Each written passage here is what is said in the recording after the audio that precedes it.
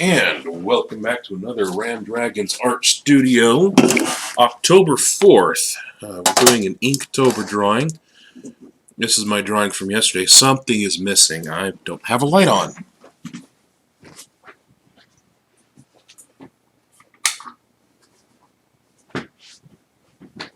Oh, that's much better. Okay.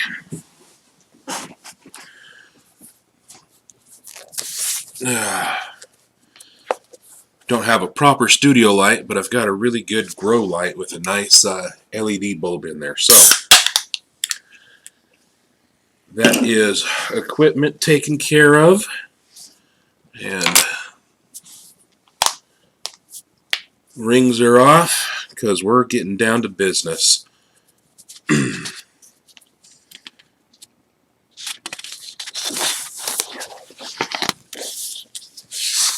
You know what? I really should, before I close the door on that one,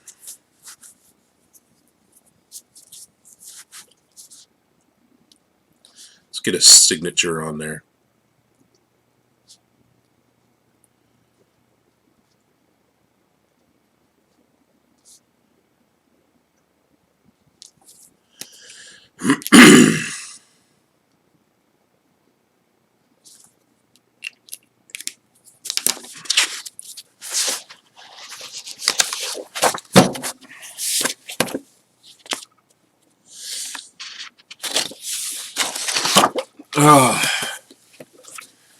You'll have to pardon me, my throat is a little bit juicy right now.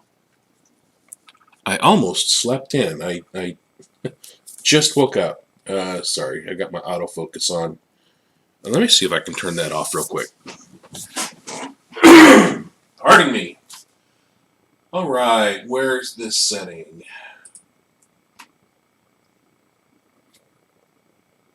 Oh, you know what? I'm in the wrong place. I want to go here. Give you something to focus on camera. There's kind of. The only reason I want to turn the autofocus off is, and I get tired of watching the camera focus in and out.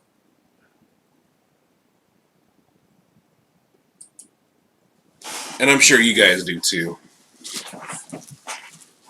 The auto features, they'd be great for doing a studio shot, but for this kind of thing, I noticed yesterday I had it on and it was constantly focusing from the paper to the back of my knuckle to the paper again, and it was really distracting to rewatch the video, and I apologize for that.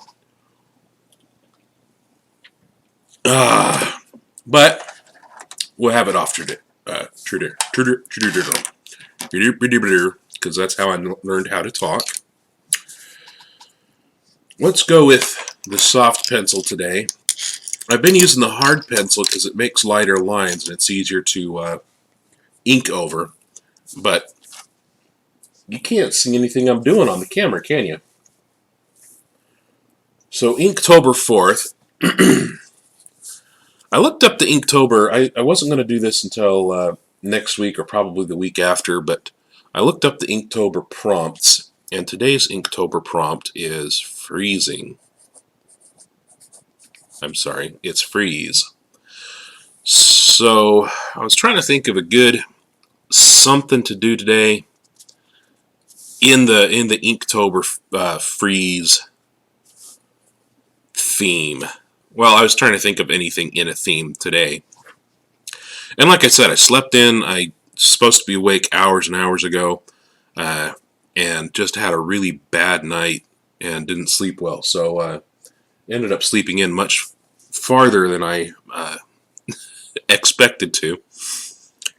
And literally woke up 10 minutes before starting the stream. So if my shadow gets on the paper, you might notice my absolutely horrible bed hair. But anyway, the short version of that story is I couldn't think of anything in 10 minutes, so I looked up the Inktober themes, and it's freezing. So let's get something freeze. I kind of enjoyed the gnome I did yesterday. How about doing another gnome? Ooh, or a Batman character. I mean, the obvious one would be Mr. Freeze. And I've always liked him rendered as a steampunky flavor. But you don't see that too much. All the comic books want to be edgy and cutting. And I mean, I'm sorry. I don't know how in the last decade nobody's made the connection between superheroes and villains and cosplay in the comic books. I mean, Dr. Freeze is a freaking cosplayer.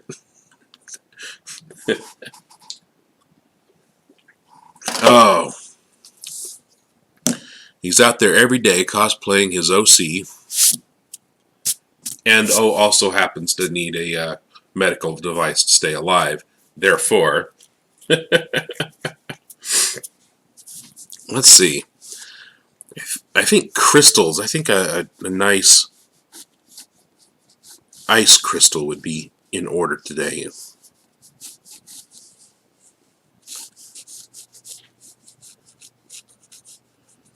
And ice kind of freezes in random shapes. I know crystals are usually geometric, but ice has multiple geometries that it follows.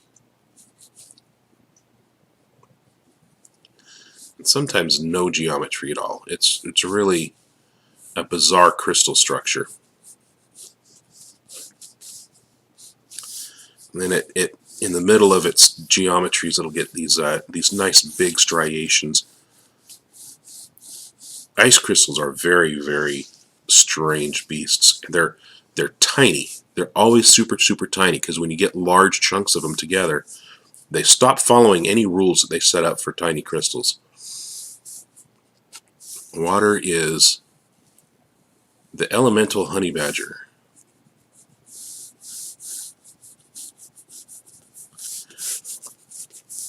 So I think probably a crystal like that, we'll get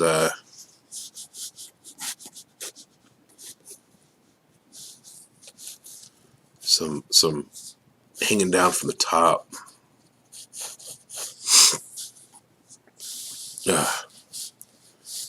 Pardon me for all the nasally noises. As I said, I just woke up. Actually, let's go really angular on this one. Let's go like that.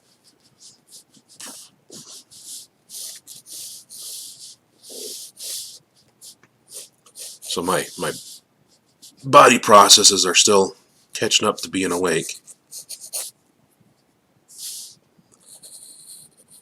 And like I said, I'm usually awake for hours and hours before this because my cat, a few months ago, was diagnosed with diabetes. And it was, oh my goodness, it was scary as you wouldn't believe. Just one day, he's an old cat. He's really old. He's 15 years old. And I've had him since he was a kitten, so I've had him his entire life. And just this last year, he wouldn't jump up in my lap when I'm sitting in my chair. He would claw his way up onto my lap. I've got a tattoo on my right leg now that is just random permanent discoloration from the claw marks he's left. And I just attributed it to, he's getting older. He's moving on in life. He's getting up there. And so for months and months, he's just kind of been getting older and slower and lethargic. He goes up the stairs really slow, things like that. And I didn't really think too much of it because, like I said, he's an old cat. It's just what happens in life. It's a nature of getting older. Well, a couple months ago, he got super lethargic really, really quick. Like Um, oh, he wasn't eating enough. He wasn't eating a lot. He was losing a lot of weight. Just his weight dropped way down because he wasn't eating a lot. He was, not that energetic. So I took him into the vet, and the vet tested him, and sure enough, the kid's diabetic. And feline diabetes isn't that uncommon. Are these lines even dark enough to see? Yeah, you're fine. So it's super easy to treat, but I had just lost my job, like literally a week before. Well, it wasn't even a week before. It was a couple days before. And I was really worried about money, so I started looking up. I asked the vet how long I could wait to get him treated, and the vet didn't really have an answer. So I assumed it was one of those things that, feline diabetes is quite common, and people treat their cats all the time for feline diabetes, and some people are able to do it with just diet and vitamins. So I looked it up to see how much the treatment was, and it was going to cost like $300 a month for the treatment, and there's just no way I could do that. But by changing up his food, and I changed him from, he'd been living on dry food his whole life. I changed him from dry food to wet food. Half and half, wet and dry food. And he really enjoyed the wet food. And I had to kind of fight with him at that point to eat the dry food because he was presented with a choice, and his choice was he didn't want to eat the wet food anymore.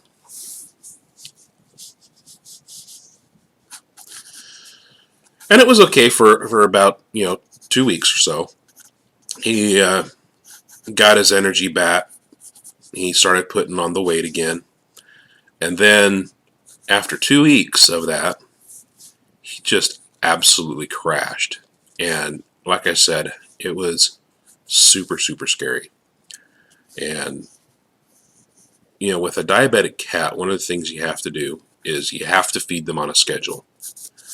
It has to be on a schedule because you have to administer the diabetes on the schedule, or administer the insulin on a schedule, and it has to be right after they eat. So, well, I had been treating him with diet, and he'd been responding really well to it. And one of the things I had done was, I was giving him the wet food every day at a regular schedule. And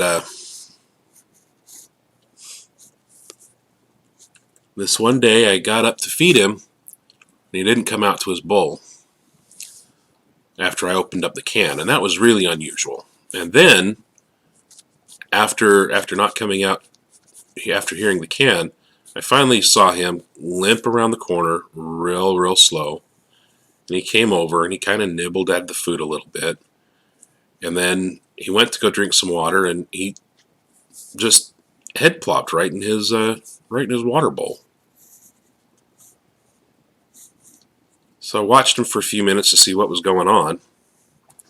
And he didn't have the energy to stand up. He was laying down right next to his water bowl. But he was laying down so close to his water bowl that he ended up with his head down inside the bowl. Like he couldn't bother to go search for oxygen. It was too much struggle.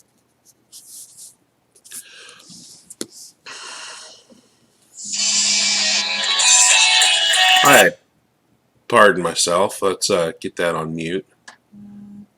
Until the stream is over. Oh, anyway, yeah, I panicked at that point and took him back into the vet. And the vet was $170 for the visit because it's a lab test. It was a lab visit. They needed to test him again. And well, no, it wasn't $170. I'm sorry, I misspoke. It was $170 the first time because of the lab test. So I was kind of not wanting him take him back to the vet. Like I said, I just lost my job and didn't want to incur more cost than I really had to. But it came down to either sucking it up and buying the equipment, taking him to the vet, doing what I need to do, or let my cat die a slow, lingering, painful death where his body is slowly eating itself. So I took him back into the vet and I paid the $300, ended up being like $360 to get the equipment, get all set up, get the training I needed to administer the insulin to him, and that was it. That was back in June, beginning of June, and boy, as soon as I started him on the insulin, I thought he turned around quickly on the just changing his diet, and I can see now that that was just a momentary relapse. But getting him on the insulin, it took him a couple weeks to really respond. But after the first day, his appetite returned, and that was good. He was eating his food again.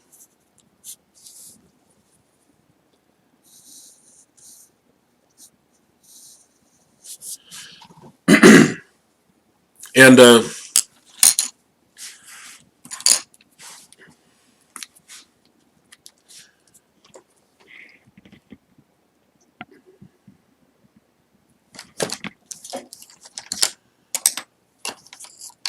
it took him a couple weeks after that to really bounce back. But he started putting on the weight again, and boy, I am just glad I did that because he's back up to his hefty 20-pound weight.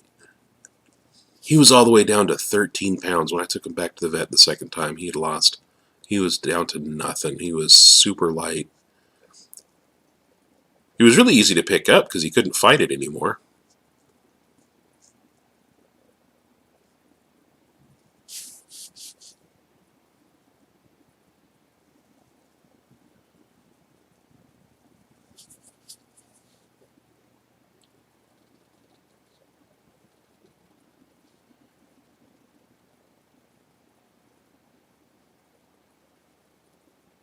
There we go.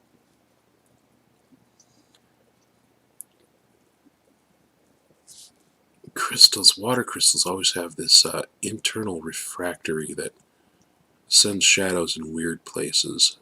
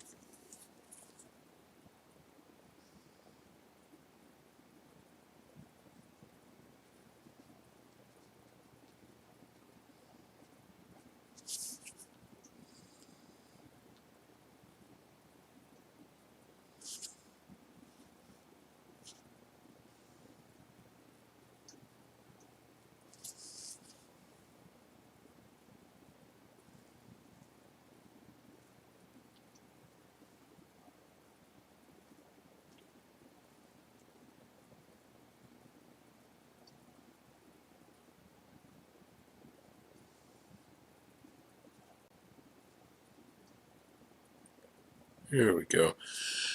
And like I was talking about yesterday, I kind of am averse to the silence, so I don't know if y'all are, but I'm thinking of where the refractions are going and how the light's bending through the ice, and how I've seen ice represented in comics before. It's kind of a difficult object to represent in black and white. There's not a lot of contrast in ice, but you always have to have your inked layer in comics. I mentioned Mr. Freeze before. I'm kind of thinking of how ice has been represented with Mr. Freeze.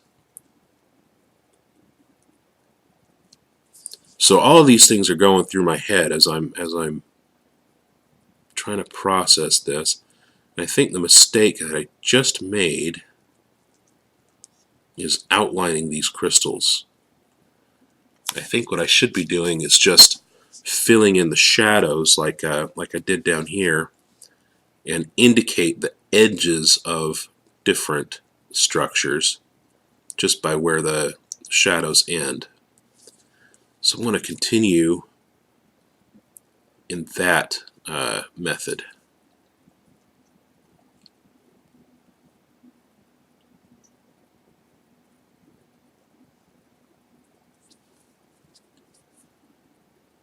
Because a thicker line generally means something is more solid and more substantial. But in general, ice is more ethereal, less substantial when to the light.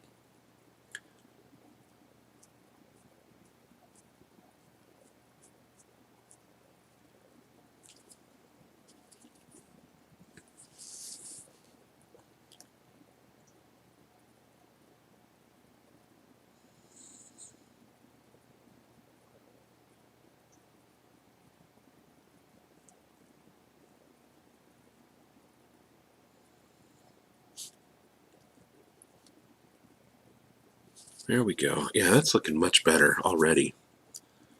I'm kind of enjoying how this is playing with edges rather than inking the edges directly. Like I've been saying the last few days, this is more of a practice for me, getting back into skills I had once developed and have let lapsed over the last few years. Just because, if you're just joining me and haven't watched the first two, the short version of the story is a lazy doctor made a diagnosis that was incorrect based on family history and my age. And that diagnosis was that I had arthritis, and I went to him for help because my hand hurt so badly I couldn't pick up a pencil and pen anymore. And his diagnosis was arthritis, and the prognosis was that it would only ever get worse. And I was destroyed. I could not. I literally could not pick up a pen or a pencil for 5 or 6 years. Well, no, I'm sorry. It felt like a long time. It was about 2.5 years. And that was a painful time for me because I'm a creative. I can't not create. So I did find some other ways, some other outlets that were less painful, and created some other things. But on the whole, I wasn't as satisfied as I would have been otherwise.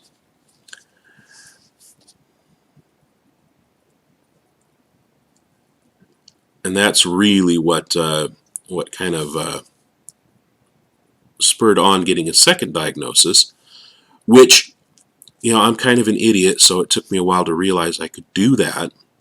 But my hip, which I injured in 2014, has always given me trouble. And in 2016, I went to Comicpalooza here in Texas and bought a one day pass that year, which is what I normally get. And I spent 3/4 of the time upstairs by the panels, limping between panel and panel because I couldn't walk fast enough to get back down to the floor. And if you haven't been to Comicpalooza, the George R. Brown Convention Center is absolutely enormous. It's the largest convention center I have ever been in. And the panels are on the 3rd floor, which is about 6 stories up. It's a huge building. So all of the panels are on the 6th floor, where they have these small individual convention halls that can be, the size can be modified. And then downstairs they have their 4 main convention halls, which can be opened or divided as needed. And Hall A, the largest of the halls, for Comicpalooza, is usually opened up and joined with all of the other halls.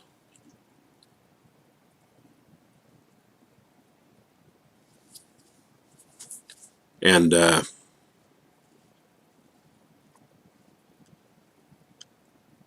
I tell you, I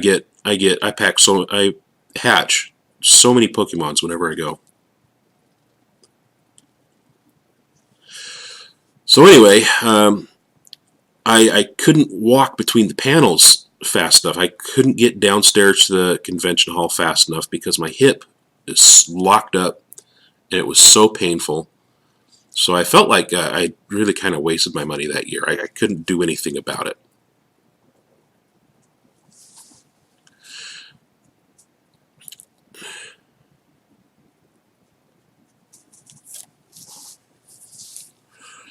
And a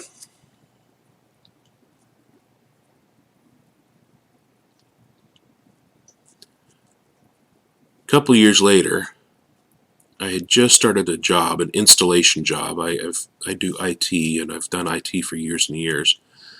But earlier this year, I had just started a new installation job, and I could not keep up with the guys because I had to keep sitting down and standing up, and sitting down and standing up. It was to the point where if I stood for too long,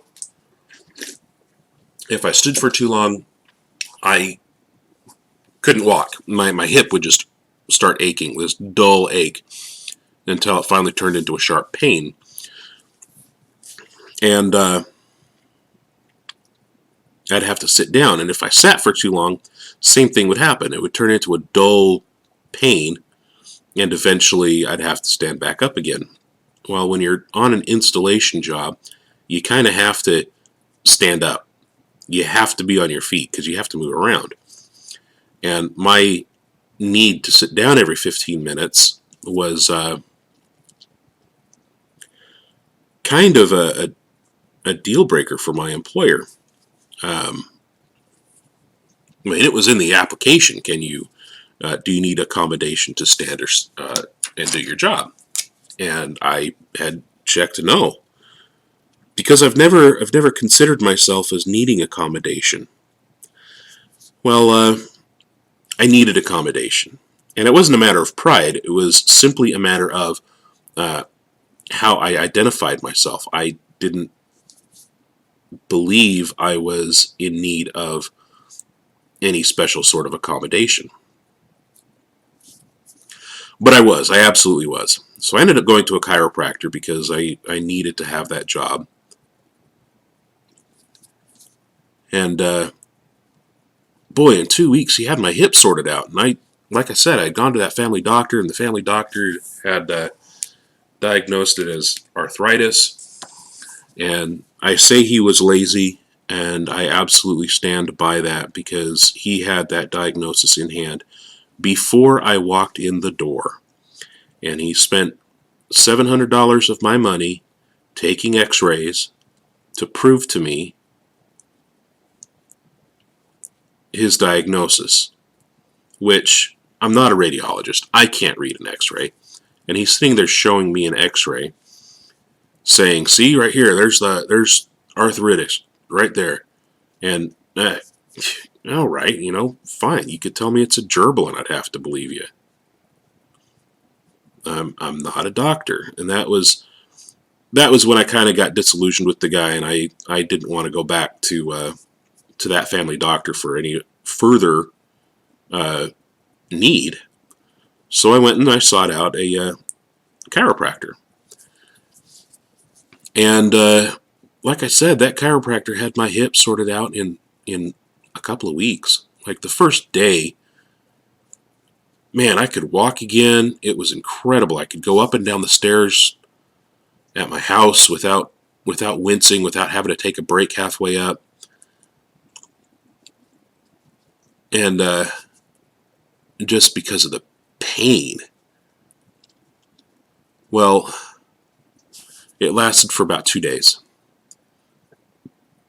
And that was how I kind of felt about chiropractors from the beginning was, they deal in snake oil. What they're doing, and this was based on a bad chiropractor experience I had back in the 90s. And I had come to believe that chiropractors are basically con artists. They give you some stretches, they manipulate your body in such a way as to release a tremendous amount of endorphins. And that's actually true. They do actually do that. But my belief was that they did that to make you feel good rather than to fix an issue. And that was because I had gone to a chiropractor in the 90s that's exactly what he was doing. And I just assumed that all chiropractors were snake oil salesmen. They were, I had them on the same level as psychics and crystal healing. I just had a bad view of them. Well, all chiropractors, not any one chiropractor in particular. I had that feeling about all chiropractors. And I really shouldn't have. It was unfair. But this chiropractor, like I said, he had my hip sorted out, and it lasted for 2 days, and I was kind of bummed that, after all, I was right. But he was the first doctor I'd gone to for my hip that had made progress. And I went back and I asked him about it, and he said basically it was a muscle trauma that I had had for years and years. And I had a muscle memory of that trauma. And I'm going, oh my goodness, this guy is just really pulling it out of his butt. And it's going to take a few sessions before we retrain your muscles. But, I stuck with it. I did it because, like I said, I was really desperate at the time. I had to keep that job. And darn if a month later, at first I was going to him twice a week. And I went to him twice a week for a month. And then went to him once a week for 2 months. And was down to, now I'm down to once every couple of months. And I started that only earlier this year. And I have had no pain problems in my hip since I started going. And my family practitioner swore to me up and down that it was rheumatism, it was arthritis, it was genetic, it was degenerative. There was no hope of rehabilitation. And I should just get a cane and retire from installation. Well, that's what I've done for years. I couldn't do that. And again, the guy had the diagnosis before I walked in the door. I was really kind of ticked off at him. So I should have started over here, and I got to put my hand over it.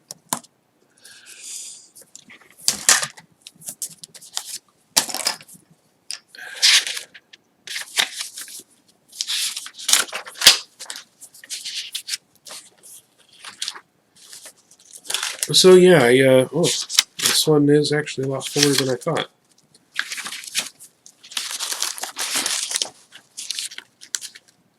Gotta have a blank page somewhere.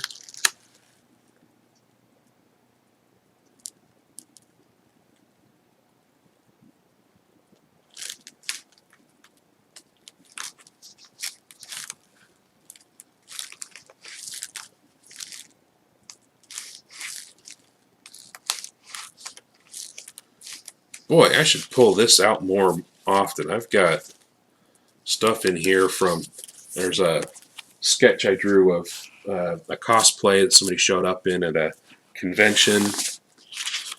I've got some video game assets that I've been drawing in here. I was going to draw, oh man. Yeah, I've got stuff in here. Had some paintings planned. Trying to figure out what would sell at a convention. I've got pages and pages of gnomes. I don't think I have an empty sheet to steal out of this notebook. There's a storyboard I did for a freelance contract. Wow, okay, so that one's full.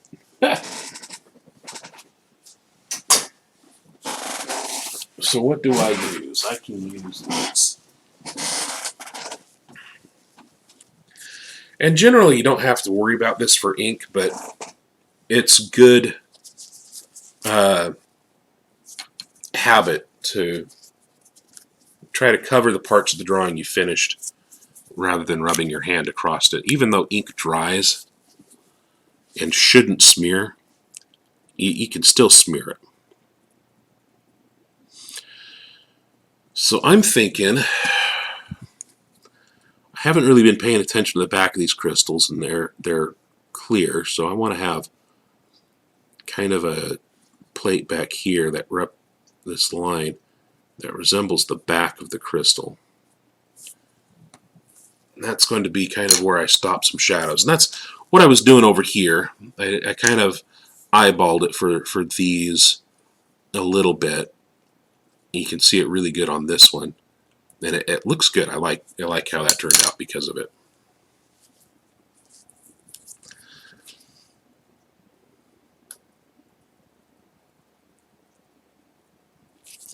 Get a nice thick line here. So anyway, I was telling you about the chiropractor, and I shared this story on the 1st. So if you are coming back from Inktober 1, I apologize for repeating myself, but I'm not that clever and I don't have very many stories, so you get what you get. And I did say the short version of the story, and then I started out on a tirade, so yeah, it's kind of my fault.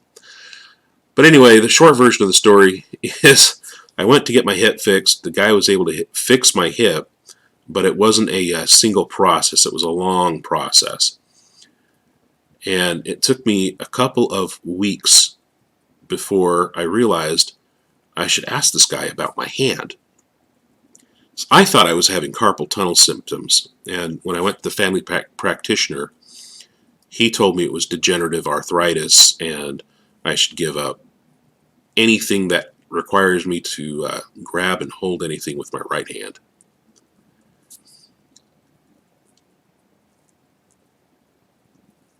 And I was kind of destroyed after that. I didn't really create for a while. I haven't drawn for 2.5 years until earlier this year. And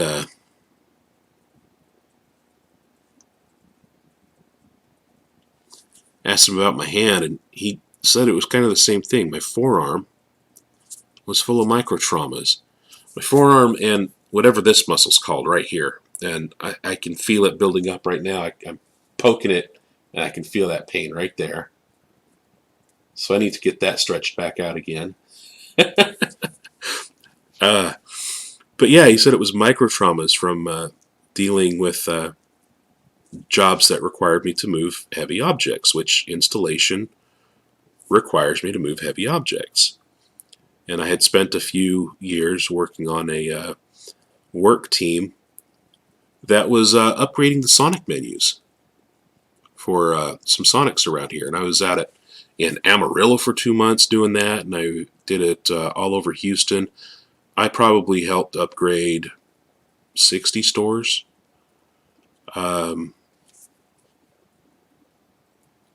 Yeah, it was removing those menu boards is heavy work. Putting in the new menu boards is heavy work.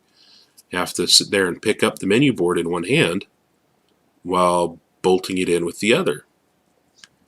And that was only because we had small work crews, and in order to get the work done for the night, kind of had to work more efficiently rather than more intelligently sometimes.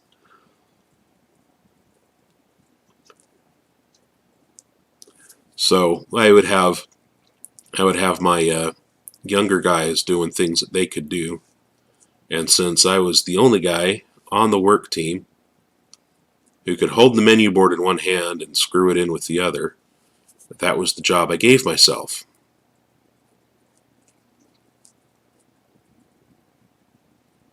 And I actually learned that trick from my little brother. We were on a few work crews together when we first started, and since he's a lot younger than me, he liked showing off his physical prowess, and he was showing off one day and did that, and then it kind of became his standard. And boy, I'm a lot older than he is, but I am not weaker by any stretch. And so I had to prove that I could do it too. And darn it, if I could do it.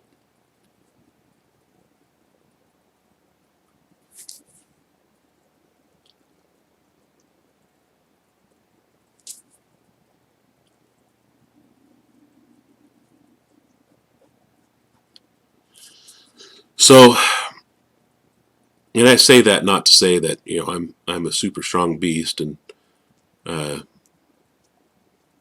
men want to be me and women want to be with me. I don't believe that. But it was one of those things that just kind of became the way the job was done, and we did the job the way it was done because that was how the job got done. And turned into that's how I injured my muscles, and they gained the muscle memory of that injury, and they had tight little knots built up in them for years and years, which is why they didn't feel like knots to me. I usually know what muscles feel like, and I can kind of typically just kind of concentrate a little bit and release the knot.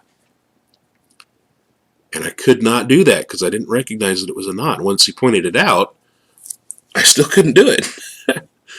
And I was really confused and upset, and he stuck his thumb down in the muscle, and I'm a grown man, and I'm tough. I'm built more rugged than most, and boy, I turned into a blubbering baby. I oh my goodness, that hurt so bad.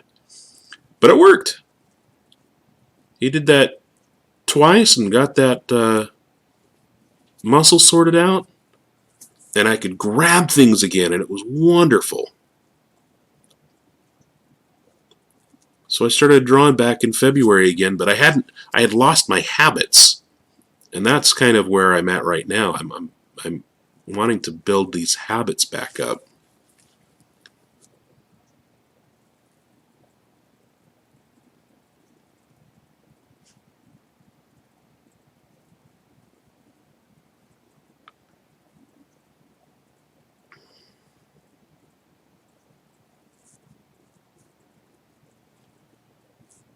Which is why I'm participating in Inktober.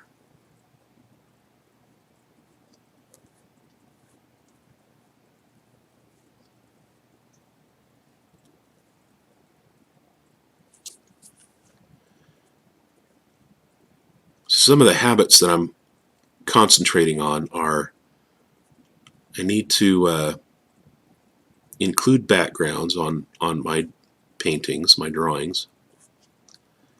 I usually do an original character, and then I'll leave the background completely blank, because I do some character design. I'd like to do it professionally, but that doesn't seem to be in the cards.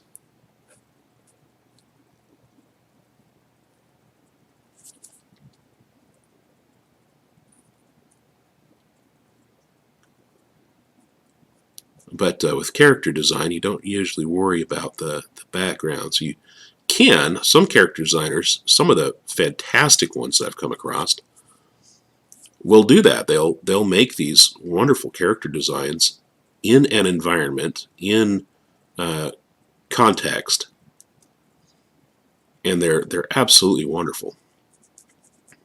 And I wish I could do that. I've always wished I could, but I hate drawing backgrounds. And one of the reasons for that is I have to be creative. I have to draw, but even still, I get so bored. And yes, for anybody who's about to comment, I am diagnosed ADD. And for anyone who doesn't know, that's Advanced Dungeons and Dragons. No, ADD is on the ADHD scale. It just doesn't have hyperactivity. But I have all the other drawbacks that come with it, all the other weaknesses, and I went right past that line that I made over here, but that's fine, because I just want to indicate that stopping point so I can draw in some backwards, some of the refractions on the back side of the crystal there.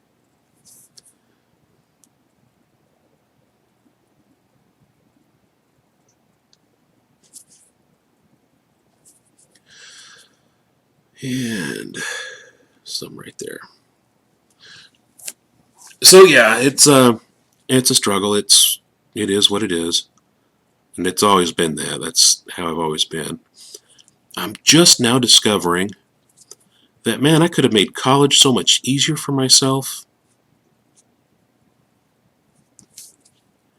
and I never I never identified myself as needy or handicapped, and that was what I always associated accommodation with, was some kind of a handicap. And all through grade school, they had me classified as special ed, and so I went up through high school. I believed I was, I'm a product of the 80s, so I apologize if this offends anybody, but the medical term that was used at the time is retarded. I thought I was. And then when I went to high school, I tested out of all the remedial classes I was in. I tested out of all the special ed classes I was in. And I was placed in advanced science. I was placed in a higher English class. I was still placed in a lower reading class, but it wasn't a remedial class. It wasn't the special ed class that I had been in.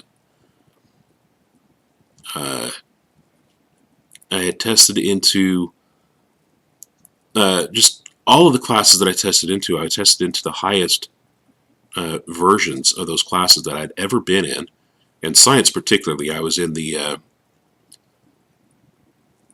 highest one the school had. But math and reading, I was still in the lowest math classes, still in the lowest reading classes. And none of my instructors ever went, "Oh, hey, that's something we should be looking at. There's an issue here that the student might need some accommodation beyond putting him in special ed classes for his entire life." And as a result, I suddenly realized that I was capable. School had really messed me up for a long time, and I finally discovered that I was capable of achievement, which had never been something that was available to me before, through school or even in my own mind. because of how I was programmed through grade school. And when I was in high school, I decided, I was going to take some IQ tests, because I was still doing really well in science, but I had flunked out of advanced placement, and again, should have been a red flag for any counselor who was paying attention, any teacher who was paying attention. It should have been a flag that they could have gone, hey, there's something going on with the student that we haven't accounted for. And took the Mensa online exam, and I might be a genius, or as the old ancient Romans would say, I might have a genius. So, I kind of changed my whole paradigm of myself. But again, it wasn't because special ed needs accommodation, and I'm not special ed. And it wasn't because, handicap needs accommodation, and I'm not handicapped. It was because I had peers now that, some of them needed accommodation for literally a physical handicap or something similar. And that is just what I thought accommodations were for. Not for a student like me who just sometimes can't concentrate.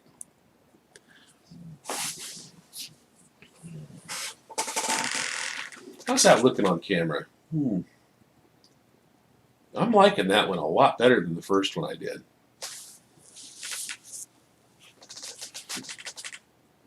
Oh, yeah. Oh, my goodness. Yeah, that's much nicer. And I'm going to come in and do some cross-hatching when I switch pens. You know what? Let's not come back to it. Let's do it right now.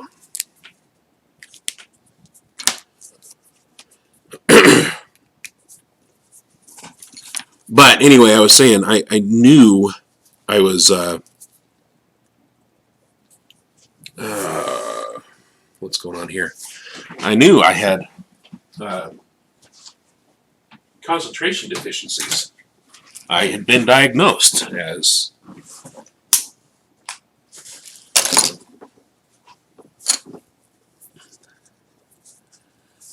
okay, seriously, I left this cap off for 2 minutes.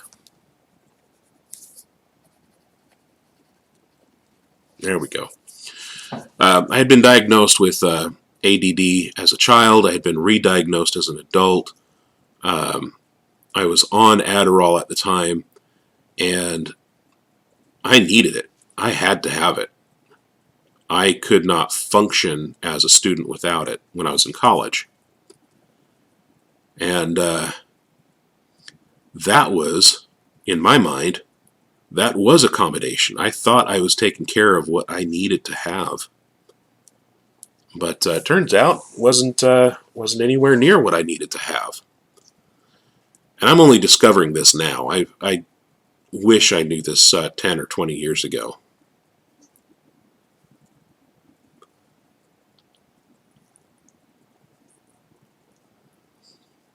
And of course, you can't get that kind of accommodation from an employer, which really stinks.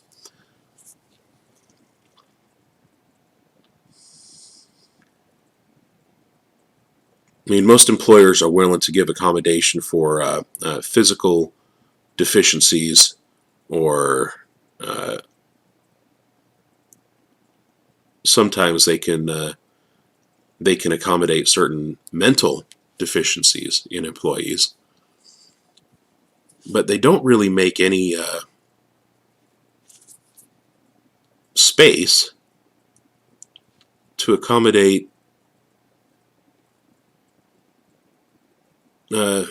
ADHD.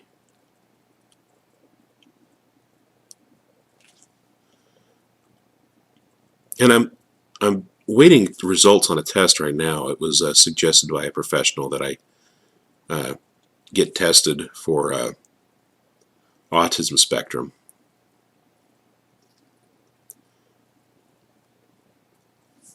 But again, that's another one that employers don't really make accommodation for. That it has a stigma to it that people, quote unquote, know what autism looks like. But when you're just on the spectrum and not full blown, people don't know what it looks like, and they don't know what it looks like from inside. And that's kind of, again, I'm contemplating going back to school, which is why I'm getting this testing done now, because now I know that there is accommodation I can get, and I might be able to just do a lot better than I had been doing previously in school.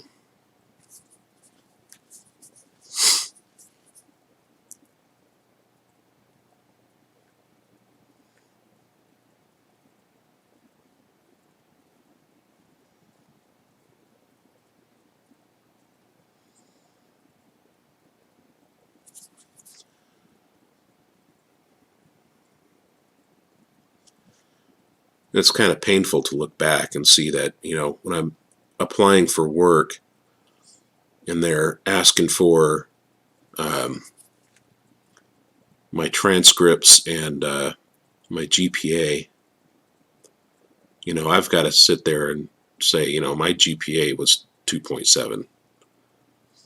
It wasn't good.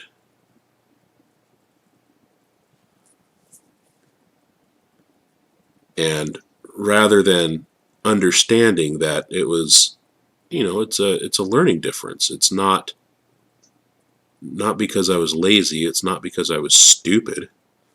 But of course, that's how I've always beat myself up, was believing I was stupid. And like I said, I'm learning a lot more about it now than I ever have in my life. And a lot of the problems that I had were, self-inflicted, honestly. But self-inflicted out of ignorance. And, I blame grade school for a lot of it. And I say self-inflicted out of ignorance, but it was my own ignorance and the ignorance of my teachers.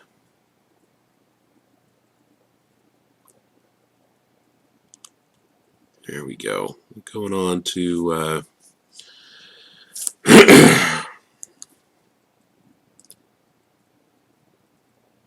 thin outline of crystal there, and thin outline here.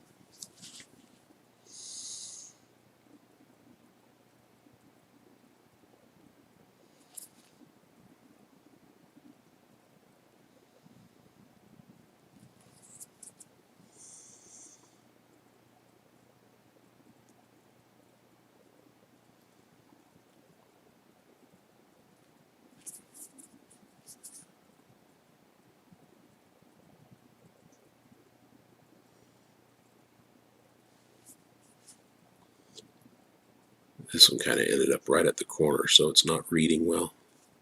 There we go.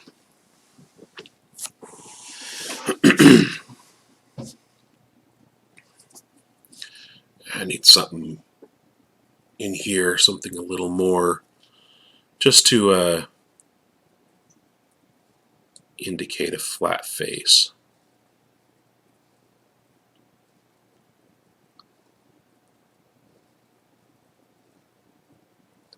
I had some teachers when I was in grade school that were just absolutely fantastic. But again, they didn't think of teaching in terms of one student not keeping up, but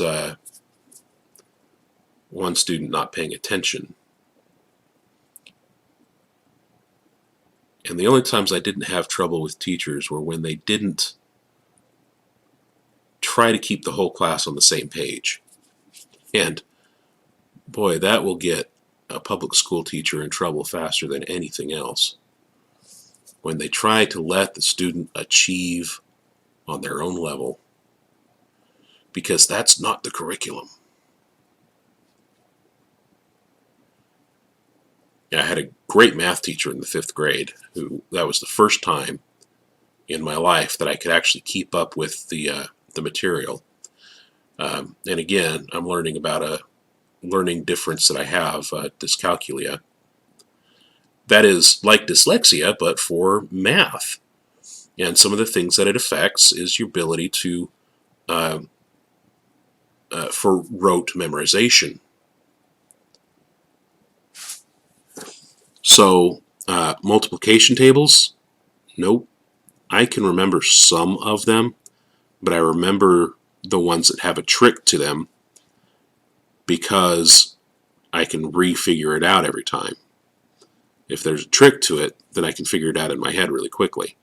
But if it's straight up memorization, I have a very difficult time remembering that.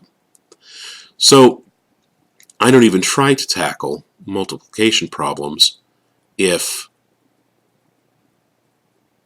I need to have an accurate answer right now. I'm going to pull out a calculator.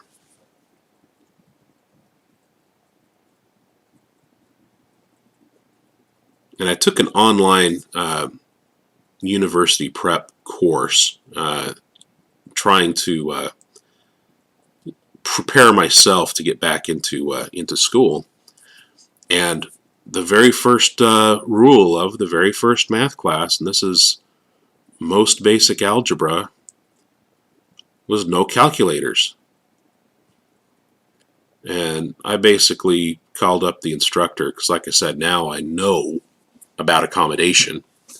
Called up the instructor and I said, there is no way I'm doing this class without a calculator. And after a little bit of back and forth, she finally understood what I was saying was, I have a learning difference and I can't do this class without a calculator. So I was given the accommodation of using a calculator for the problems in the tests that typically we weren't supposed to use a calculator on.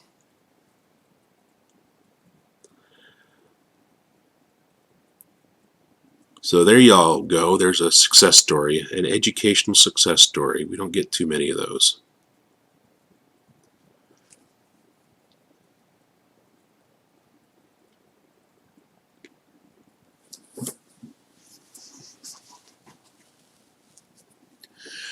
I once took a IQ test. I mentioned it a few minutes ago.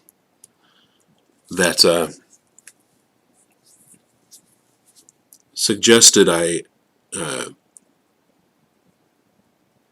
was an online test, so the accuracy of the test was plus or minus 8 points. I scored 148.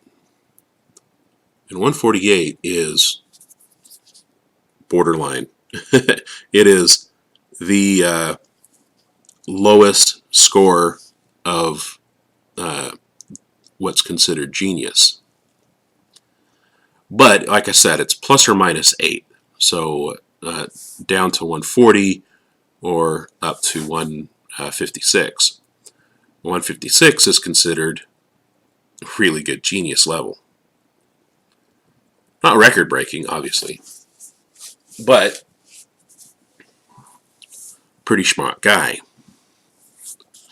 So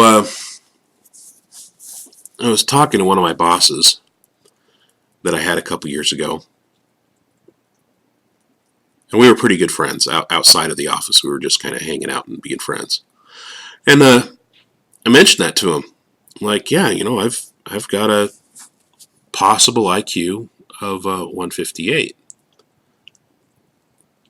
And he goes, he was just kind of being smarky. He goes, well, what does that mean for me? I said, well, what it breaks down to is 1% of the population of the planet Earth is, we're say 8 billion people. And yes, I'm doing math in my head, so I'm squinting right now. 1% of 8 billion would be 80 million. So 1% of the Earth has, a higher than 140 IQ. So 8 million people or 80 million people on the planet Earth have an IQ that's in the same league. And then 1% of those will have an IQ that's over 148. Yeah, so that's 800,000 people on the planet Earth with an IQ in the same rank as mine. And then you break that down further, and you end up with, at 158, it's 1% of 1% of 1%. So it's like 5,000 people on the planet with an IQ in the same range. But like I said, it's an online test, and it had a margin of error that is the difference between 1% of the planet and 1% of 1% of 1% of the planet, which is pretty darn big margin of error, if you ask me. But the real IQ test, the way that it's administered, is they're more worried about how you solve the problems than if you solve the problems.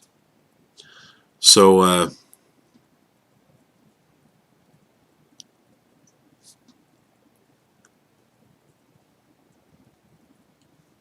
he goes, that doesn't mean anything to me yet. I said, okay, well, let's take one of your clients, for example. And we were doing IT in some of the big offices downtown Houston. And you get a high rise that's 20 stories tall with a maximum building occupancy of 5,000 people. He goes, yeah, okay. I said, my lowest possible IQ means that there are 5 people in the building. There are 50 people in the building with a similar IQ or higher. He goes, oh, okay, I'm following you. I'm like, well, 20-story building, high-rise building in downtown Houston. How many businesses are in that building? He goes, oh, I see where you're going with this. Yeah, so basically the smartest people in the building are usually the business owners. And my IQ was in the range of the people that my boss, kind of idolized. He wanted to be like those entrepreneurs, those super smart, the people that could figure out anything, guys. So that was how he wanted to self-identify, was as a really smart guy. But I'm sitting here telling him that I'm smarter than you are. And I wasn't intending to tell him that. That wasn't my intention of that exercise. It was a response to something that he had said to me that I was trying to explain to him how pointless and useless IQs are. So I said, all right, so that's my lowest possible IQ. Let's take a look at my highest possible IQ, 1% of 1% of 1%. So we've got 5,000 people in the building. 1% of 5,000 is 50. 1% of that is 0.5. and a further 1% of that is like I can't do the decimal math in my head, but it ends up being like 1,000th of a person. So I said, my highest IQ means I am probably the smartest person in the building. And he didn't like hearing that because, like I said, he was the business owner. He wanted to think of himself as the smartest person in the room all the time, and it was kind of annoying. This is why I was trying to put him in his place, because he was really big into the humble brag, and boy, we would all get so tired of hearing him quote unquote humble brag. And it was always well, this is a problem that nobody could solve, and I walked in and I looked at it for 3 seconds, and I know I'm not bragging. I'm not bragging on anything, but it wasn't that hard of a problem. It was just that my experience put me in a position to solve the problem that nobody else could solve. And I'm going, okay, that's fine, but dude, that's the humble brag right there. Trying to tell you how great he is, while simultaneously telling you that it was not because he's so great. So yeah, I said, you take me into any of the buildings in Houston, and I am probably the smartest person on the city block. and like I said, he was really big into the humble brag. He didn't think that's what he was doing, but boy, every time he opened his mouth, he wanted everybody to know how great he was, and didn't like hearing that coming from me. So he kind of chewed me out for bragging about my IQ. He goes, that's a stupid thing to brag about. I said, I know. That was the whole point of the conversation I was having in the first place. I said, because that's just the statistical analysis of it. And if you look at it any deeper, you would see that those businesses attract individuals with higher IQs. Those businesses don't fall into the general world statistics for employee IQs. And what you end up with is a system that is unbalanced with more higher IQ individuals in it than the general system has around it. So the whole statistical analysis that I had just done was completely worthless. And that kind of shut him up for a minute. And I explained, IQ only deals with how you think. It doesn't deal with what you think at all. So, you could have a person with a high IQ, and this was, like I said, a response to his humble brag. He was always talking about how smart he was and how he could figure things out that nobody else could see. And I'm going, your IQ really only deals with how you solve the problem, not with what the problem is or what your experience is to solve the problem. It deals with how you think. And that's what determines the IQ as opposed to cleverness. And in a lot of high power businesses, IQ is rewarded heavily, but only if the person's also clever.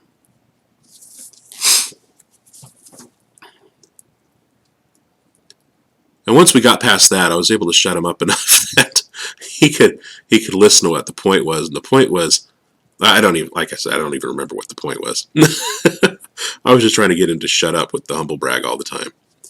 But in my mind, the point was, you can have a building with 5,000 people in it of high IQs, and you're always going to have the guy that's not achieving. You're always going to have the or guy or gal who's not achieving, the one that is an overachiever. You're going to have the one that is so annoying nobody wants to be in the same room with them. You still have the same demographic of personalities that you have in any other workplace. That doesn't change.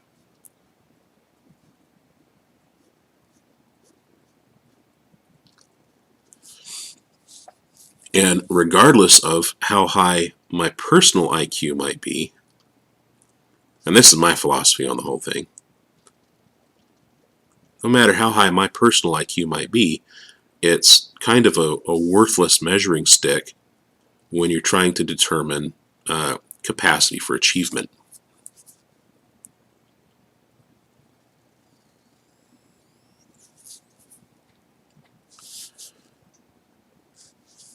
Because your capacity for achievement is kind of not related very heavily to your actual achievements.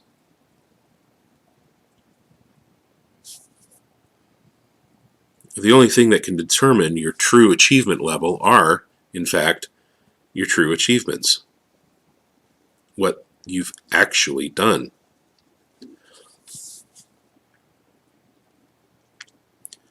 So I tend to beat myself up a lot for not being an animator because that's what I set out to achieve, and I never did achieve that.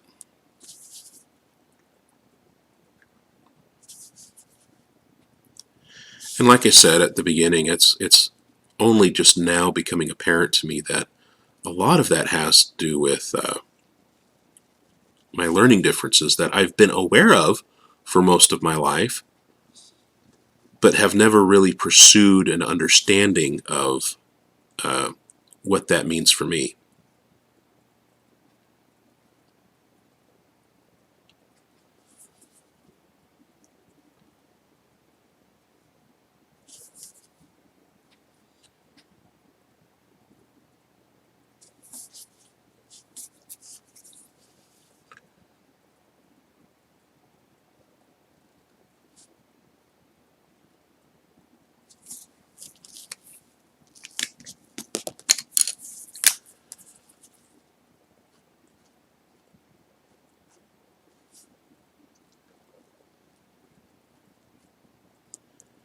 And I haven't been really paying attention to my computer, but I'm not hearing any dings.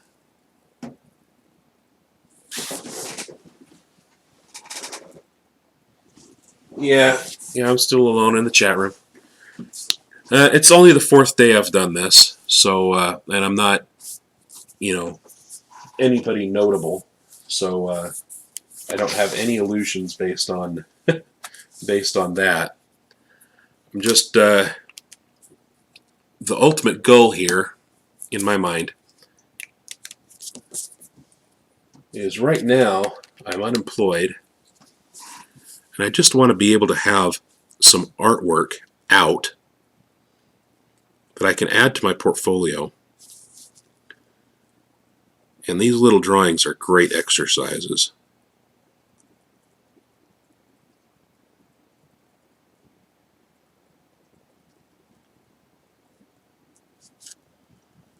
Now I should pick up some white ink so I can do some more detailing.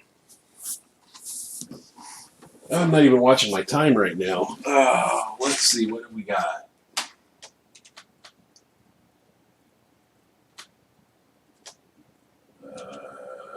It always takes me a minute to find out where my time is. There we are. We are on an hour and 20 minutes in. And I'm going to try to stop at an hour and a half.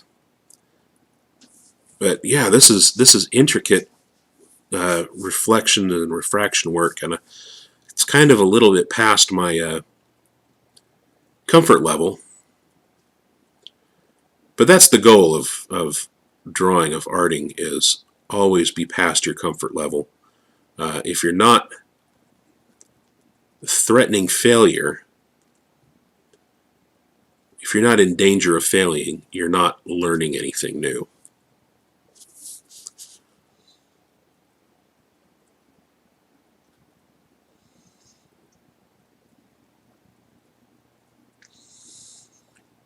I told that to a friend's niece just a couple weeks ago.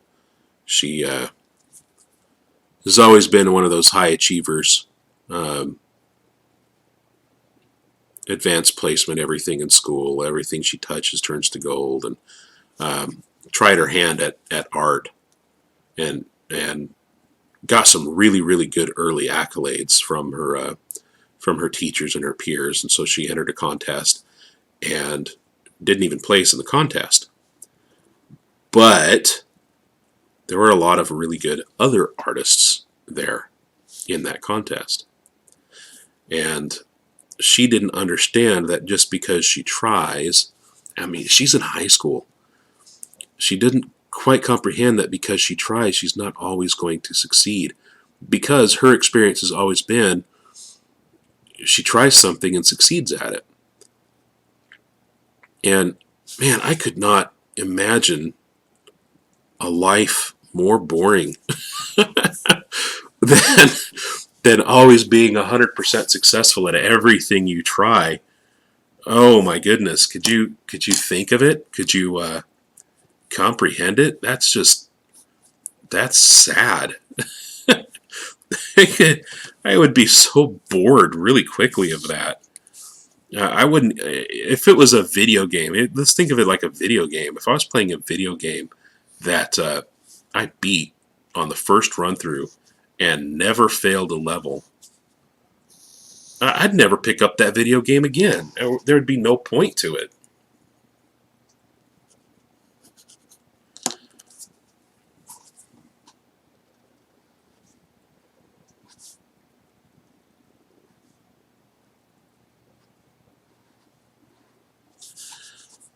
Yeah, one of the things that I really want to work on with these drawings is I want to learn some shorthands for this intricate work so that I can work faster. I don't really have a high level of skill at working quickly, getting these things done. So if I was doing a comic book, for example, man, I would probably spend an entire month on a page. And I've tried doing comic books, web comics, and stuff like that before, back early 2000s and such. And that was exactly the experience that I had. Was it took me so long to produce the artwork that A, I wasn't happy with the final result, and B, I wasn't publishing on a regular basis. And for a webcomic, that's death. That's the kiss of death if you can't publish regularly. I say that fully aware of Sluggy Freelance. So anybody who's commenting about Sluggy Freelance, yes, I'm aware.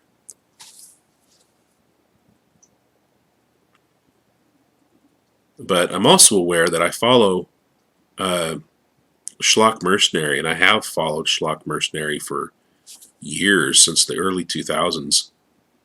And there's a guy who has published every day without fail since I think 1999. 20 years. Daily webcomic, never missed a post. And I don't believe I've seen any award-winning Hugo trophies on Sluggy Freelance's website. But Howard Taylor has several Hugo and Nebula awards to his name. Several? Maybe one or two. But yeah, he is a phenomenal writer. His sense of humor is first class. And he has never missed a day of publishing in 20 years. So you can take your Sluggy Freelance comic and stuff it right back in your pocket.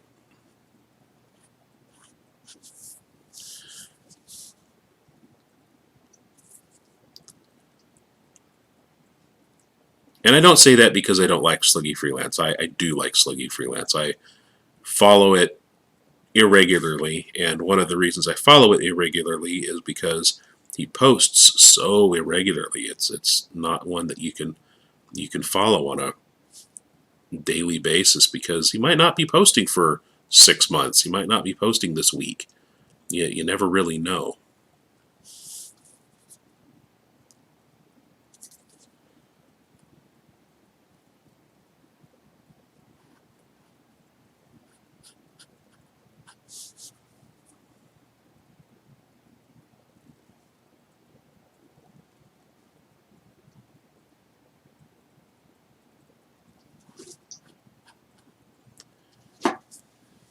Oh boy.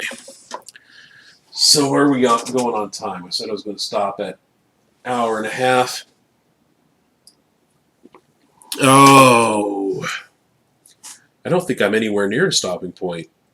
I might have to go another half an hour.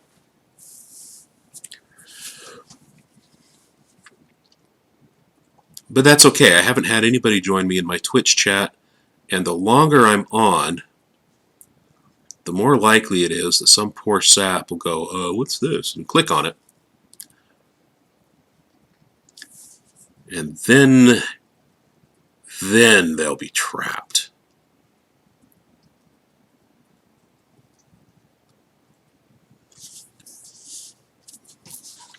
Probably should have considered putting a figure in one of these ice crystals. I mean, the theme is freeze, but I keep going back to frozen, something frozen in ice. And I think that would have been a fun challenge, to draw a figure that looks frozen, or somebody who is freezing.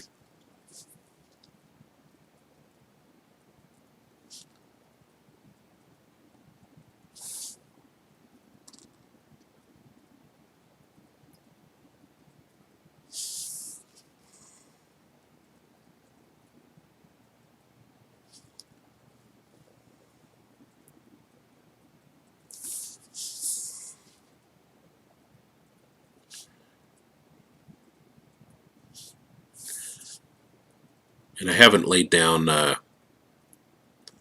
big black background on any of these drawings yet either. I'll probably do that here. I think this cave mouth kind of wants to be black.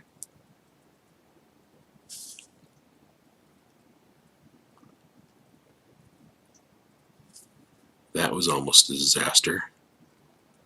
I don't have any white ink to go backwards, which is kind of the challenge of Inktober. I know it's no erasing.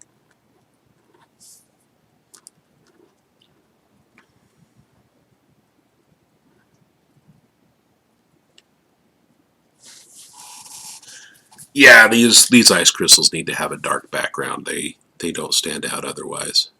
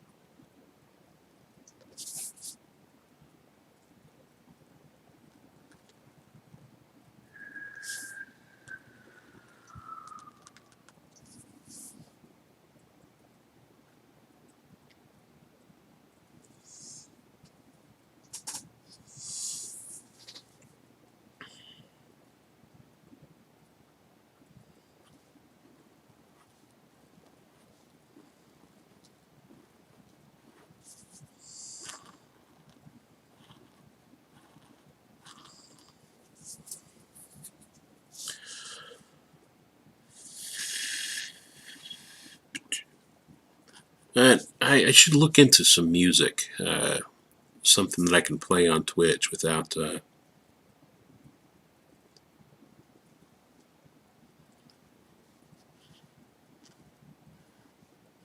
any danger. I don't even know how I would look up something like that. Is it just royalty free? I can't put up a playlist of royalty free music. That would suck to listen to for a long period of time.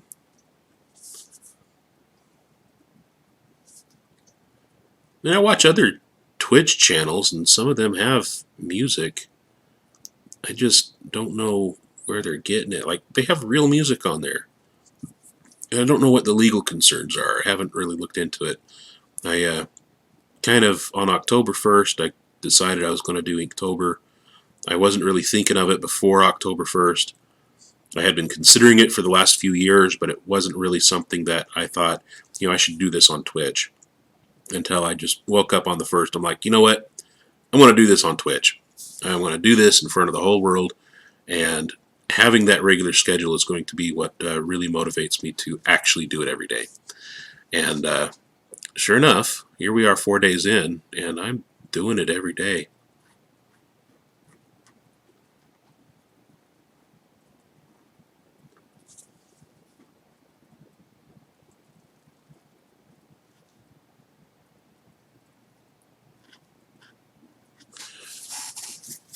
Which is good for me. I mean, I um, I know 4 days isn't impressive to a lot of people, but for me, 4 days in a row is a phenomenal success.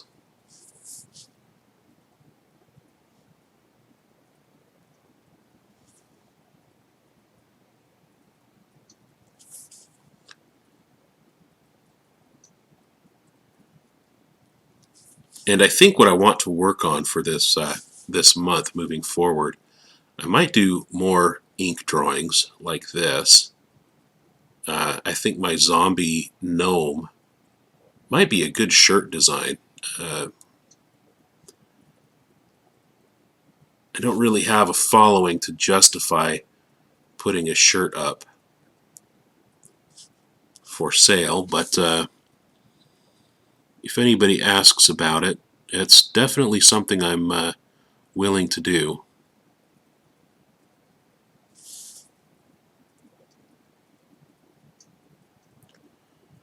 So I've done three different crystal clusters, and I think I've done each of them very differently. This one is kind of quite different from the other two, isn't it?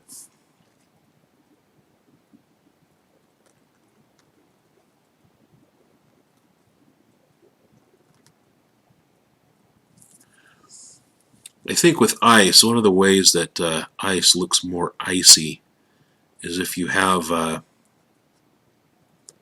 strong light source, and the ice will be darker on the side facing the light source and lighter on the side away from the light source, like the light is traveling through it rather than reflecting off of it. But in this case, I'm planning on having a huge black field behind the ice rather than a light source. And I'm not really considering a real light source at all in any of these refractions that I've been drawing.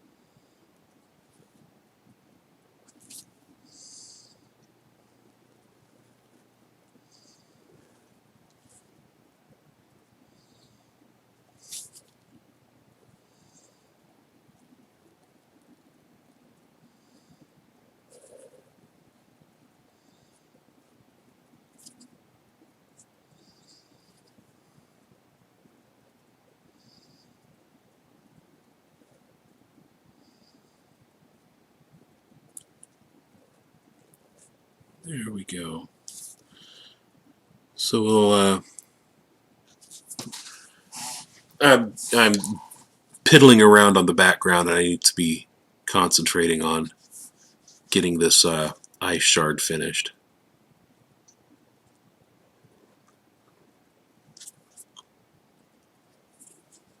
So even though I'm going to make this black, I'm kind of considering it as the light source.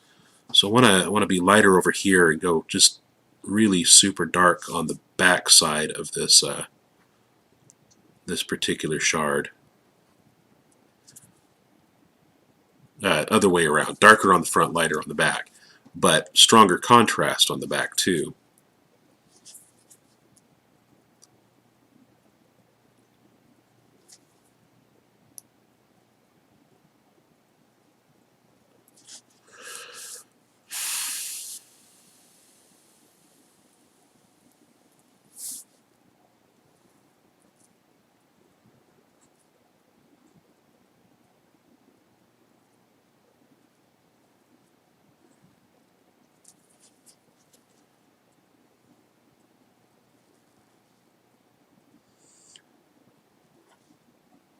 Yeah, I talked about ice crystals for a long time.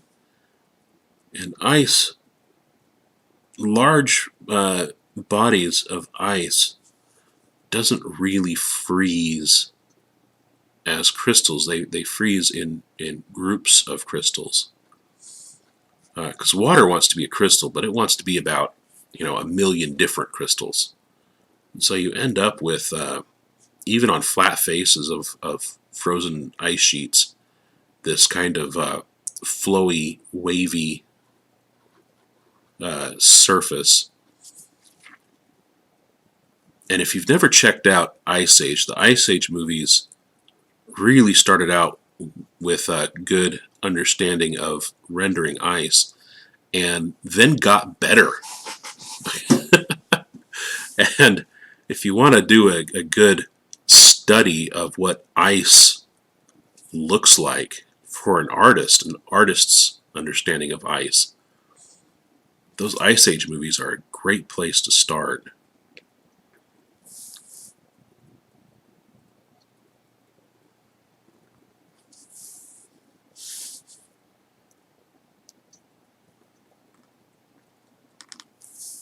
There we go.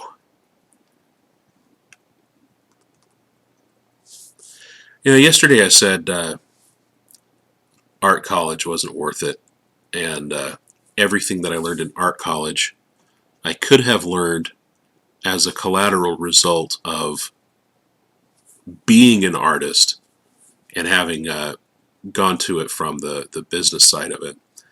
And somebody I know was asking me about that. So don't go looking in the comments. It's not in the comments.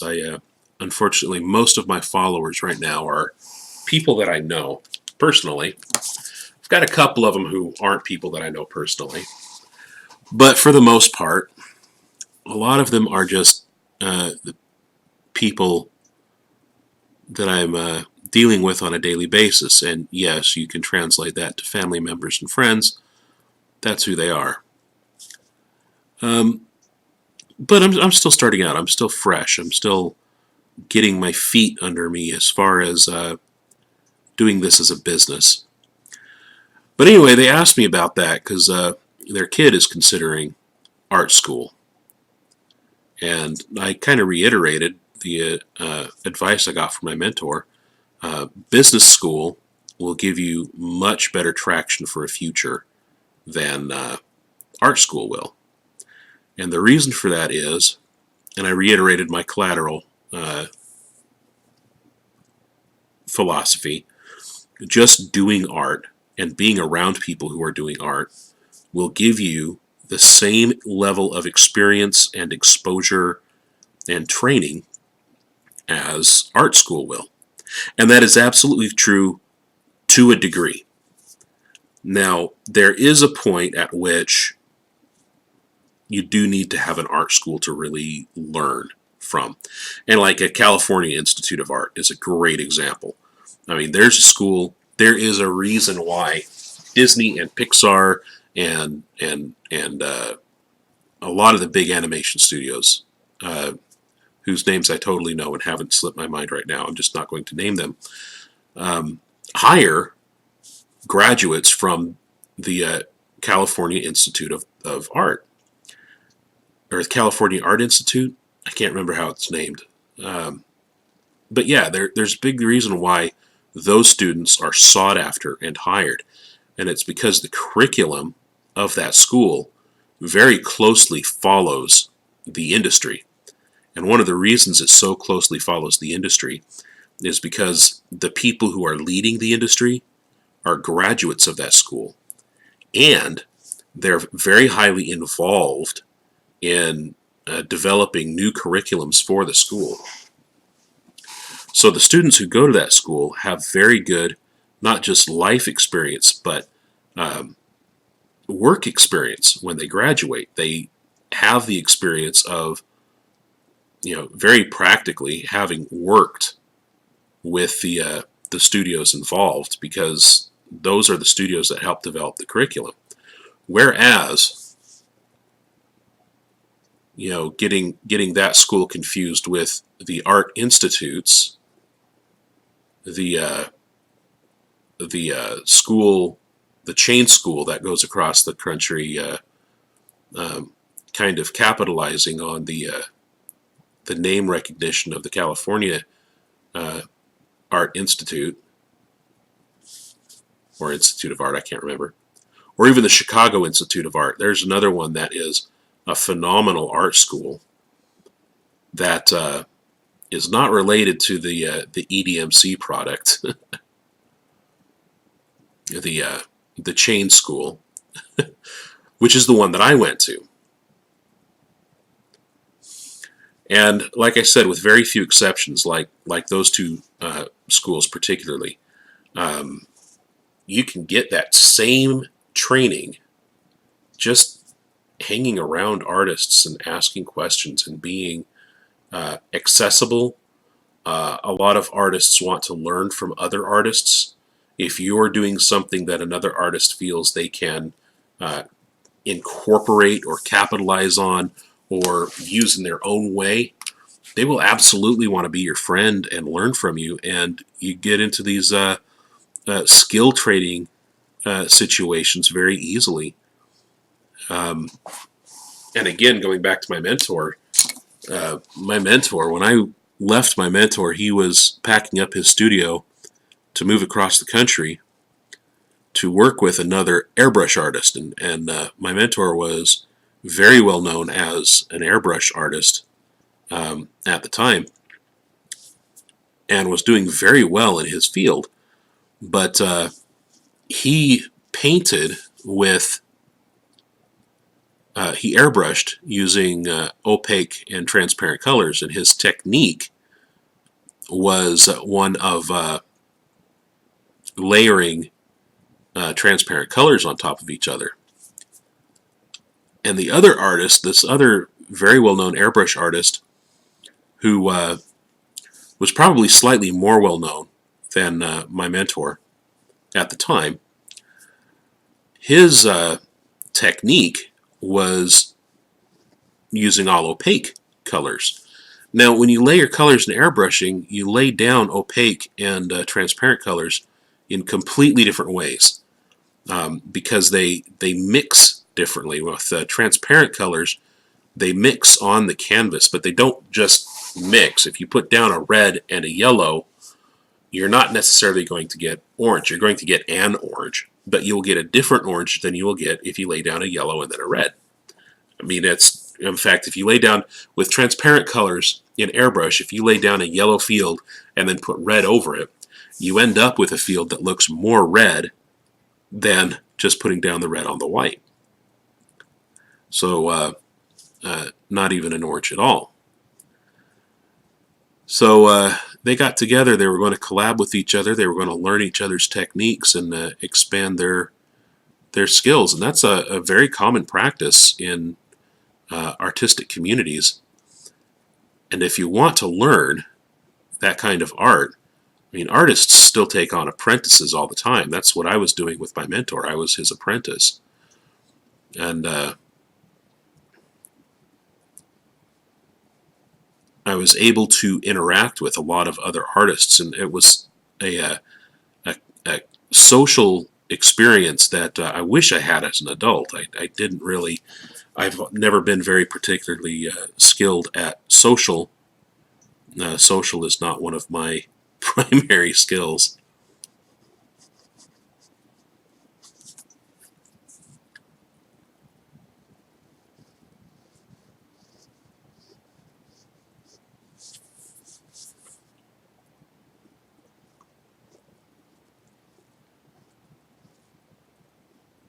But down here in Houston, where I'm at, we have a very thriving fine art community. And if you want to learn how to draw uh, the human figure, there are clubs and organizations and even a couple businesses across town that have life drawing free, totally free, life drawing. Uh, I want to say camp, but it's not even a camp. It's not really a camp. It's a time, like a club. They get together, they hire a model, and some of them you do have to pay a membership fee. It's like $2 or something like that. Or some of them have an entrance fee that's super cheap. It's very accessible for anybody who wants to be involved in that. And they will hire a model to come in and pose, and just everybody draws. And it's a very social environment too. You have artists from all over coming together, because life drawing is one of the most basic skills any artist can develop. And so every artist wants to develop them more. I think I'm going to go a little bit darker on the front here, just with some more cross-hatching the other direction. And I've completely lost track of my time again. We are coming up on 10 minutes to 2 hours. So an hour and 50 minutes. And I really don't want these drawings to be too long every single day, but I mentioned, my ADHD. Yes, it's a thing. And I want to draw to finish rather than having an excuse to stop.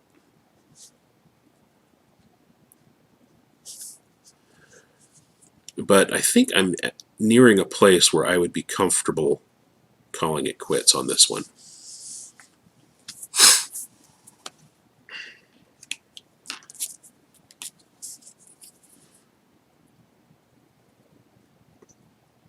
There we go.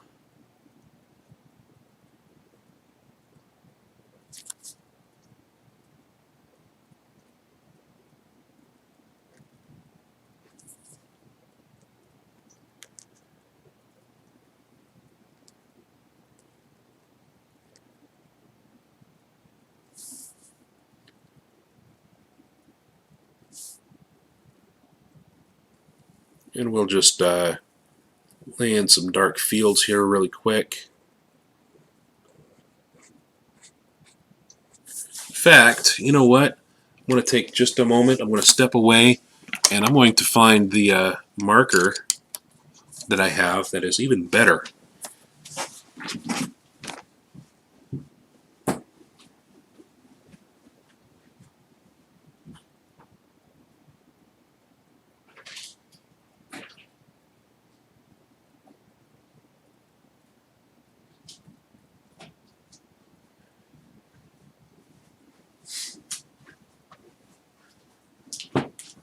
Trying to work on several projects at the same time, and I end up with my supplies scattered all over the place. But there's that. That'll make me fill in that, but I still want to do my lines with my brush, because I have a better tip on here.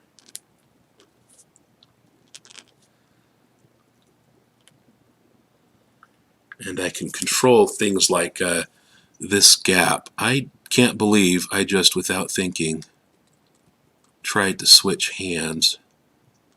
Let's see how it goes. Ooh! Ooh! What is going on? It's like Bizarro Day or something.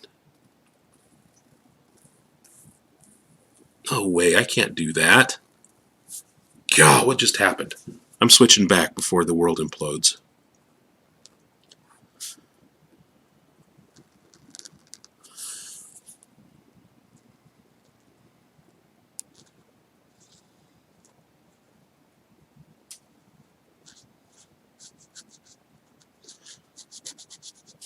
go. I just want to pay attention to some of these smaller areas that want to have better detail in, because the other pen's a Sharpie.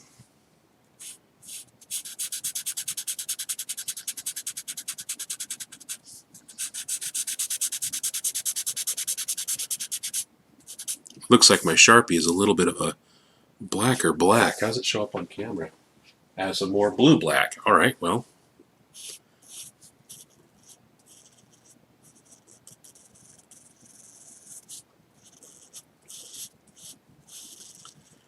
And what I've been, the reason these weren't with my regular art supplies, pardon me, is I've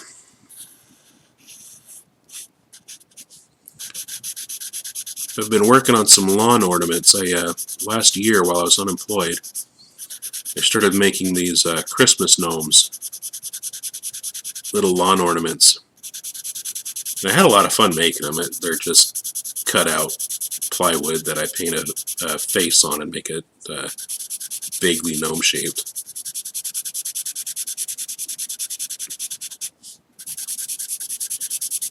But I'm doing them again this year, just because some of the people who bought them last year were kept asking me about it. And this year I'm doing some Halloween themed ones. I've got a gnome with a skeleton face, and I've got a Franken gnome. Well, Franken gnome's monster. I just finished painting a Swamp Thing monster.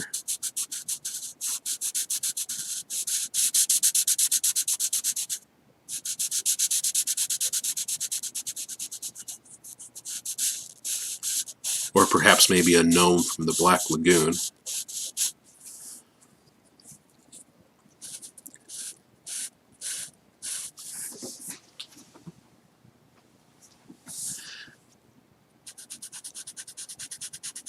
But the way that I paint them, the way that I've been painting them, is I kind of do these big, broad fields of color, and then once the color dries, I go back in with my Sharpie here and do some line work to kind of tighten the whole thing up and make it read better from a distance. So that's why my markers weren't with my regular supplies, my Sharpies.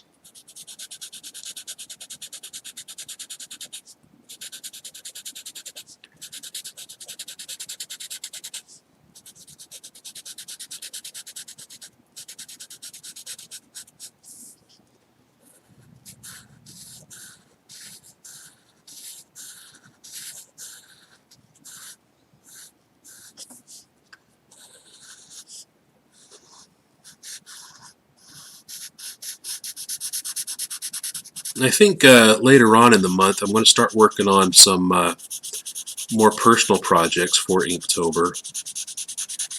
One of the things I've been putting off for a very long time is I want to develop a little indie game. And I know it's not something you can just crank out and say, you know, boom, there's my indie game. Some people do.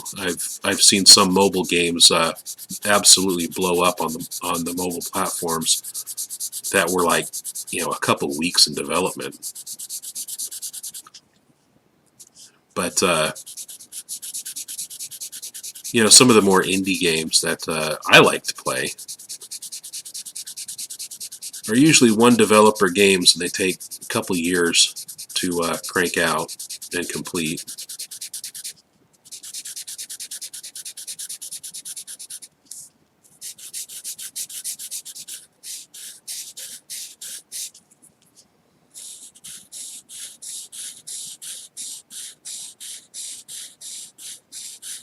And I'm coming up on the 2-hour mark here. I want to kind of cut it off at 2 hours. So I'm trying to finish this black field as fast as I can. How are we doing on time? We got about a couple more minutes.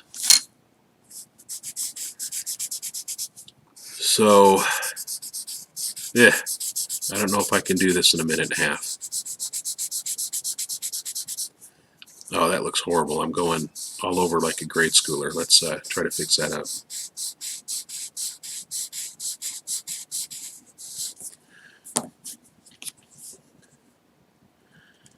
There we go. And give it a nice edge. And there we are. We'll call it quits there.